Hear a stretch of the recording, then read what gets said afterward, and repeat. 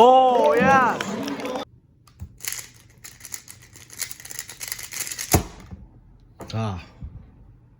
What's up, guys? This will be a breakdown of Kyle Santucci's 4.35 official 3x3 single during Canada's Best in the West 2024. And he did it in head-to-head finals, so that is a crazy achievement. Anyways, he told me the solution himself. I just wrote down the moves. It's not that hard to understand.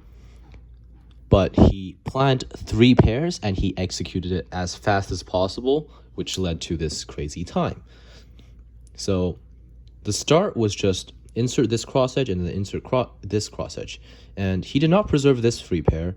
And instead, he chose to preserve this pair, the green-red, and the orange-green. So what he did was F2, L prime to insert these 2 cross edges, which made this pair.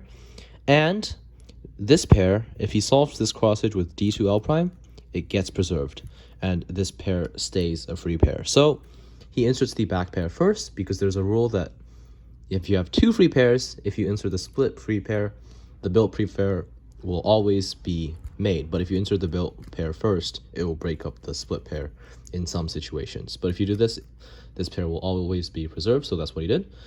And it's interesting because instead of doing that, you could also do insert it and then cancel into sledgehammer. And when I told him about that, he was like, I did not know that, and it's interesting. So yeah, I guess it depends on your EO or the next F12 pair, but doing this is just as good.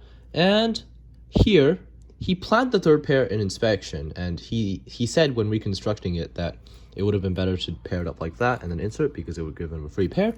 But he said for no reason, he decided to pair it up like this instead, and that also gave him the free pair. But here he got lucky, because doing this pair standard way, pairing it up and inserting, would give him a OLL skip, and then he had a V-perm. So unfortunately, he did get PLL at 2.6 seconds, but he had a V-perm, and V-perm is not bad, but it's really hard to do fast, especially officially. So he said something pretty funny. He said that I would think it would have been a world record single if he had RUS U-perm, and I do actually think that if he executed it perfectly and had pretty much instant recog, if he was Tommy Cherry, he would have done it perfectly, and it would have been a world record single. But unfortunately, he got a V-perm. So yeah, if it was a last layer skip, also would have been a sub 3. So it's kind of like a Dylan Miller PLL at 2.4 situation. Unlucky PLL and unlucky execution, but still an incredible time considering it was head-to-head finals. But solution again is F2 prime, L prime, and then D2, L prime, D prime. So very standard cross, but he looked ahead to 3 pairs, and back left, front right, and then back right. As you can see, the F2L is just so finger trick friendly, and it just flows right into PLL and then UAUF. So that was a beautiful solve.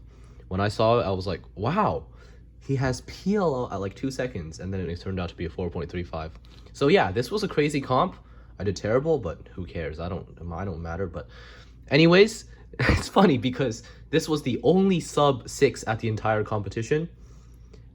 Well, during finals. This was the only sub 6 during finals, and there were no 5s. The only sub 6 was this solve, a 4.